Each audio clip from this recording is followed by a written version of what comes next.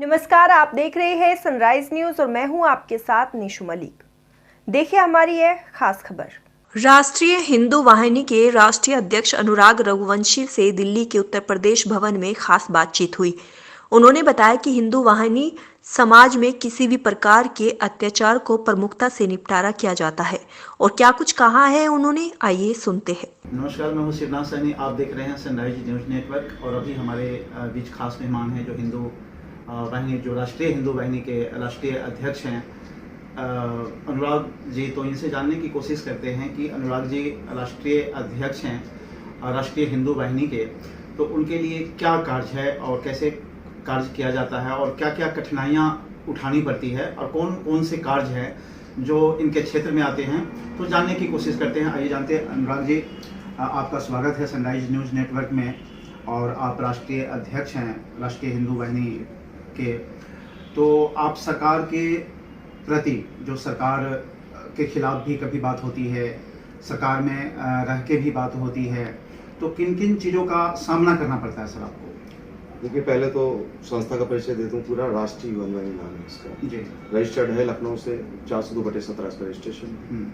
और राष्ट्रीय हिंदू वाहिनी सनातन धर्म की रक्षा के लिए, हिंदू राष्ट्र की स्थापना के लिए, संतों के सम्मान के लिए, बेटियों के अधिकार के लिए, गौ सेवा गौ पालन के लिए और सभी हिंदुस्तानी के लिए काम करती है। हिंदुस्तानी हर वो व्यक्ति हो सकता है, हर जाति धर्म का व्यक्ति हो सकता है, जो आदमी देशभक्त हो, देश के प्रति काम कर रहा हो, देश का टैक्स टाइम से देता हो, बिजली का बिल देता हो और देश के विरुद्ध यदि कोई आवाज़ उठती है तो उस आवाज़ का विरोध करे, देश के सपोर्ट में काम करे, वो हिंदुस्तानी होता है। उन सबके लिए हम लोग काम करते हैं। और रही परेशानियों की बात आपने पूछा, तो देखिए, हम लोग गैर राजनीतिक संगठन चलाते हैं और राजनीतिक पार्टी अगर देश में कोई ऐसी है जो सनातन के लिए काम करती हो या सभी जाति धर्म के लिए काम किया हो, जिसने कोरोना पे टीका सबको लगाया गया हो, मुफ्त राशन सभी को दिया, बिना जाति धर्म का भेदभाव किए, तो मुझे लगता है कि भारतीय जनता पार्टी एक ऐसी पार्टी है जिसको निरंतर मैं सहयोग करना चाहूँगा, कर रहा हूँ।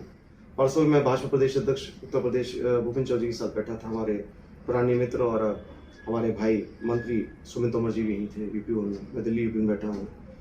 तो देखिए, मैं नगर निकाय चुनाव में पूरा समर्थन मैं दे रहा हूँ। अभी हिमाचल गुजरात में जो चुनाव हुआ था भारतीय जनता पार्टी का, उस चुनाव जो अभी चुनाव हुए थे, उसमें पार्टी को पूरा समर्थन मेरा रहा। हमारे संगठन में मेरे कार्यकर्ताओं जमीन स्तर पर काम किया, कुछ जिताने का कार्य किया। कई बार क्या होता है, जैसे महाराष्ट्र में संतों की हत्या हुआ था, तो देवेंद्र फडणवीस का शिवसेना का चुनाव टाइप था आपका कांग्रेस एनसीपी के साथ में, तो संतों की हत्या को उद्धव ठाकरे ने बोला कि गलतफहमी होगी, जबकि उनका पुलिस डिपार्टमेंट साथ में था। तो मैंने उसका विरोध किया और यहाँ से जब आवाज़ नहीं उठा कोई हमारी भाजपा से या किसी और संगठन का, तो मुझे फ्रंट पर आना पड़ा। मैंने विरोध किया उद्धव ठाकरे का। मंदिर निर्माण की ईंट 5 अगस्त में नहीं आने देना चाह रहा था, लेकिन उसके बदले में जब मैंने शक्ति प्रदर्शन किया जगाने के लिए हर सनातनी को कि उद्धव ठाकरे को नहीं आने देना है, जो संतों प्रति उसका रवैया है, तो मुझ पर 10 मुकदमे रासू का लगा, जो आज आप देखते हैं बिना जेल जाए नहीं गए। माननीय राजनाथ सिंह मेरे गुरु हैं, 2.5 साल इमरजेंसी में जेल गए, है ना। और बाकी तो आपको उदाहरण से पता है कि जेल में, आज की जेल तो बहुत आसान है, उस समय की जेल तो बड़ी मुश्किल होती थी कांग्रेस के टाइम पे। और कांग्रेस आज अगर सत्ता फिर से मिल जाएगी तो फिर से वही जेल वो तैयार कर देगी। तो देखिए, जब तक आदमी तपता नहीं है, सोना जब तक लोहे में तपता नहीं, तब तक वो मतलब चमकता नहीं है। और देखिए, मेरा जेल जाने का मकसद था हर संत सनातनी को जगाना और हर उस हिंदू को जगाना जो सोया हुआ है। मैं चाहता तो मैं भाग सकता, मैं गिरफ्तारी दिया अपना, और क्योंकि मैं सनातन धर्म के लिए लड़ रहा था, संतों की हत्या की सीबीआई जांच के लड़ रहा था, तो मैं अपराधी नहीं हूँ, मैं भागता क्यों। लेकिन देखिए, केंद्र सरकार ने, माननीय राजनाथ सिंह जी, अमित शाह जी ने 40 साल का कानून टूटा और मुझे एनएस से हटाया मेरा अपनी सरकार के विरुद्ध। और एक स्टैंड दिल्ली से मैसेज गया उत्तर प्रदेश को, पूरे देश को, कि देखिए, यदि अनुराग रघुवंशी और हिंदू वाहिनी सही है तो केंद्र सरकार उनके साथ है। यदि मान लीजिए मेरे प्रदेश सरकार केंद्र सरकार के साथ न्याय करती है या मान लीजिए अनदेखी हो जाती, मैं उनके खिलाफ भी काम करता हूँ। लेकिन अच्छाई ज़्यादा है हमारी सरकार में, और मैं चाहता हूँ कि जो एक ऐसी सरकार देश में आई है जो गरीब की, निचले वर्ग की चिंता करता है, बहन बेटियों के सम्मान की चिंता करती है, तो भाजपा है। और योगी और मोदी से बढ़िया ऑप्शन कोई नहीं हो सकता बार बार लाने का। जब तक ये लोग हैं तो तब तक तो राष्ट्रीय वाहिनी निरंतर काम करेगी और जेल हम फिर भी जा सकते हैं, लेकिन हम साथ उनके लिए काम करेंगे। सर जी, जैसे आप काम करते हैं पूरे भारत में, मैंने देखा कि आपकी जो काफिलाएं निकलती हैं जिसमें हजारों हजार की संख्या में लोग आपके पीछे रहते हैं, सिक्योरिटी भी दी जाती है जो भारत सरकार या राज्य सरकार है वो देती है आपकी प्रोटेक्शन के लिए। तो युवा जो है हमारे देश की जो पीढ़ी है, उनको क्या संदेश देना चाहते हैं और 2024 का क्या विजन है सर? देखिए, ये जो 2022 से 23 आने वाला है, ये मोदी जी का, योगी जी का युवा विजन है।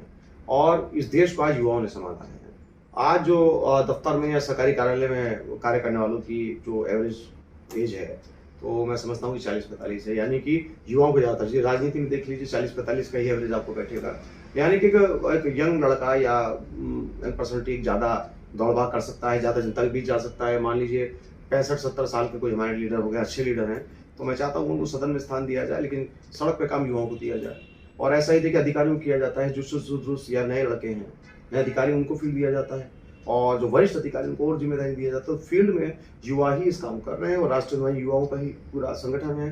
देश के युवाओं को कहना चाहता हूँ कि देखिए आप किसी भी राजनीतिक पार्टी में, लेकिन सबसे पहले आप ये देखिए कि देश के सम्मान के लिए काम कौन कर रहा है। मैंने कहा कि राष्ट्रीय युवा किसी पार्टी गुलाम नहीं है, किसी पार्टी से टाइप नहीं है। राष्ट्रीय युवा हर उस पार्टी के साथ है, हर उस व्यक्ति के साथ है जो देश के लिए कुछ करना चाहता है, युवाओं के लिए करना चाहता है, 125 करोड़ हिंदुस्तानियों के लिए कुछ करना चाहते हैं, गौ सेवा के लिए करना चाहते हैं, बेटियों के लिए कुछ करना चाहते हैं। और अगर आपकी समझ में कोई ऐसी पार्टी आती हो कोई और, तो मैं उसको समर्थन देने के लिए तैयार हूँ। लेकिन जो काम ये कर रही है युवाओं को लाने का आगे, वो भाजपा कर रही है, और मैं निरंतर साथ दूंगा। युवाओं को मैसेज देना चाहूंगा कि आप इस पार्टी को आगे लेकर जाइए, योगी मोदी के नेतृत्व को हिंदू वाहिनी को लेकर जाइए, तो आप लोग सपने साकार होंगे। रोजगार, आज पूरी दुनिया रोजगार यहाँ देना चाह रही है आकर, और युवाओं का बेरोजगारी खत्म होगा। युवाओं के लिए तो काम हो रहा है। उनको मैं कहना चाहूंगा इसको लक्ष्य को आगे लेकर चलें, आप ही तो इस देश को संभालेंगे। जी, युवा ही देश को संभालेंगे। और सर जाते जाते एक और सवाल लेना चाहेंगे। अभी एक पठान मूवी आई है सर जी, तो एक उसमें भगवा की बात हो रही है। जो दीपिका पादुकोण है वो भगवा रंग के कपड़ा जो बिकनी पहनी हुई है, उस पर काफ़ी चर्चा देश में है। युवाओं में जोश भी देखा जा सकता है, कहीं आक्रोश। उसको उस मूवी को बैन करना चाहिए या किसको, कैसे देखते हैं सर उसको आप? चलिए, मैं उसके अंदर एक चीज मैं आपको बताना चाहता हूँ। मेरा एक अलग व्यू है इसके ऊपर जी। मैं ये चाहता हूँ कि जैसे शाहरुख खान के मामले लीजिए, सुनामी आई थी, समुद्र से काफी कितना हजार लाख लोग प्रभावित हुए थे। तो देखिए कि सचिन तेंदुलकर जी का बताते हैं कि 400 करोड़ रुपए अननोन दानों देकर गए, जिसका पता नहीं है, ठीक। और टाटा, रतन टाटा जैसों ने पूरा देश के लिए फ्री ट्रक बनाया, हजारों करोड़ का धनराशि दिया कोरोना में भी। शाहरुख खान वो देशद्रोही है, उसने पाकिस्तान को मदद की वित्तीय, उसने आज तक देश में एक पैसा नहीं दिया। उसका लड़का ट्रक में फंसा तो उसने वानखेड़े को, समीर वानखेड़े को, उस पर तो उसने रिश्वत देने कुछ किया, लेकिन वो एक सच्चा सपूत है भारत माता का। वानखेड़े उसके पैसों लात मारी, बेटे को जेल भेजा, दशहरी को उसके। दूसरा, ये शाहरुख खान जो है ये यहीं रहकर देश में, ये वही ब्रीड है, जिहादी हैं ये, यहाँ का खाकर भारत का गाते हैं। पाकिस्तान अरब में ज्यादा ये लोग माने जाते हैं, और देश में यदि इस प्रकार के लोग हैं तो ये इंटेंशनली चीजें होती हैं। ये भगवा कलर को बदनाम करने का कोशिश किया, उस पर गाना दूसरे का, क्या उनको मालूम नहीं डायरेक्टर प्रोड्यूसर्स को, शाहरुख खान को, कि इसका क्या इफेक्ट जाएगा, सौ करोड़ हिंदू सनातनी क्या महसूस करेगा? आप भगवा को इस प्रकार से परिताप कर रहे हैं, तो ये इंटेंशनली होता है अपने जिहादियों खुश करने के लिए। मैं सब पुरजोर विरोध करता हूँ। अब महंत राजू दास अयोध्या तो यहाँ तक कहा, मैंने स्टेट में पढ़ा महंत राजू दास जी का, हनुमानगढ़ के महंत का, वो बोले कि जिस सिनेमा हॉल में मूवी चले उसको जला देना चाहिए, लेकिन ये गलत बात है। ये उसमें आम पब्लिक जाता है, ऐसे किसी प्रकार की चीज नहीं होनी चाहिए। आप विरोध कीजिए, सांकेतिक विरोध कीजिए, आप देखने मत जाइए, क्योंकि देखने जा रहा है कि वहां जनता को समस्या वो नहीं है। आप लोग देखने मत जाइए, वो वैसी कटोरा से लेकर सड़क पर आ जाए, क्योंकि ये लोग पैसा लगाते हैं।